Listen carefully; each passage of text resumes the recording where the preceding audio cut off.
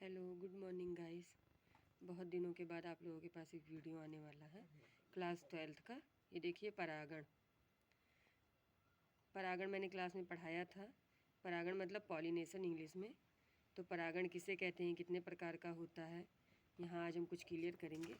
अब यहाँ आप परागण देखते हैं, यहाँ आएंगे आप परागण देखिए। यहाँ पर बोला गया है, देखिए यहाँ लिखा हुआ है, किसी पुष्प के पुंकेसर से उसी पुष्प या उसी जाति के किसी अन्य पुष्प के वर्तिकाग्र पर पराग कणों के पहुंचने की क्रिया को परागण कहते हैं।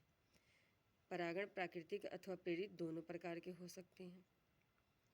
मतलब ये बोला गया है कि आप जानते हैं कि जो मेल फ्लावर होता है उसके पास पुंकेसर जैसी संरचना होती है, फीमेल फ्लावर के पास स्त्री केसर जैसी संरचना होती है। तो जो पुंकेसर होते हैं उसमें पराग कण बनते हैं। तो पराग कण का पुष्प के वर्तिकाग्र तक पहुंचने की जो क्रिया होती है वही परागण कहलाती है। परागण कहलाती है। परागण प्राकृतिक अथवा प्रेरित दोनों प्रकार का होता है। जो प्राकृतिक प्रकार का परागण होता है वो दो प्रकार का हो सकता है, स्वपरागण और परपरागण। यहाँ देख लीजिए, यहाँ आपको इसी तरह पढ़ना है। परागण के दो रूप देखे गए यहाँ पे, स्वपरागण और दूसरा परपरागण। ये देख लीजिए।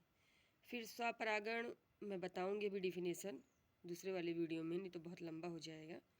छोटे छोटे वीडियो ही आपको अच्छे लगते हैं।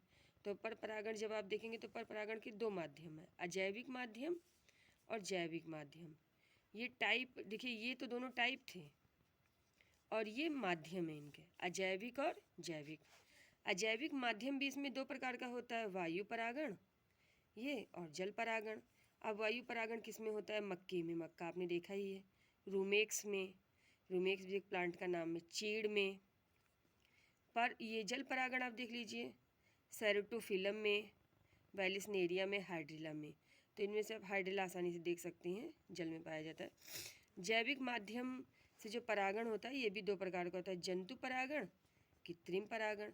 कृत्रिम परागण में सिर्फ मनुष्य आता है, क्योंकि कृत्रिम आर्टिफिशियल परागण सिर्फ यही करवा सकता है। जंतु परागण देख लीजिए, जंतु परागण में आप आएंगे इधर, जंतु परागण में आपको बहुत सारे माध्यम मिलेंगे। पहले कीट, ये जो पा लिखा हुआ है शॉर्ट में, परागण है। कीट परागण होता है साल्विया में, मटर में, अंजीर में। मटर तो आप देखते हैं गार्डन में लगी रहती है। पक्षी परागण बिग्नोनिया में, स्ट्रेलिड्जिया में। घोंघा परागण जिमीकंद या सर्पादम में। चींटी परागण कदम्ब में, कदम्ब तो आपके विद्यालय के बाहर ही लगा है, देख लीजिएगा। चमगादड़ परागण कचनार में या कदम्ब में। गिलहरी द्वारा परागण होता है सहतूत में, ये भी आप जानते हैं। हाथी परागण होता है रेफ्लेसिया में। रेफ्लेसिया सबसे बड़ा फ्लावर माना जाता है और सबसे स्थलीय प्राणी में सबसे बड़ा हाथी माना जाता है। तो सबसे बड़ा जंतु सबसे बड़े फ्लावर को खिलाने में इसका बड़ा सहयोग रहता है, क्योंकि घने जंगलों में रेफ्लेसिया पाया जाता है और वहाँ घने जंगलों में जंगली जानवर ही रह पाएंगे, जैसे हाथी। और ये परिभाषा मैंने आपको बता ही दी है।